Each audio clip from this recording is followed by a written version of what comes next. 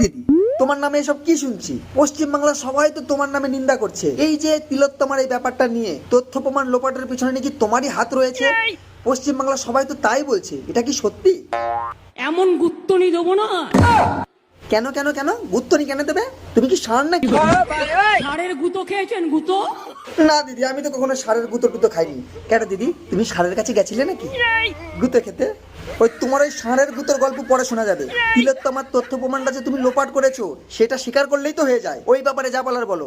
এমন গুঁতো দেবো যে জীবনে আর এই সাবজেক্টটা নিয়ে আমার সাথে আলোচনা করবেন না।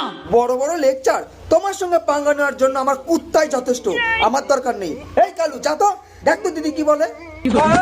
আমি বন্দুকের থেকেও ভয়ঙ্কর, আমি সুনামির থেকেও ভয়ঙ্কর, আমি টর্নেডোর থেকেও ভয়ঙ্কর, আমি তুফানের থেকেও ভয়ঙ্কর। কি করে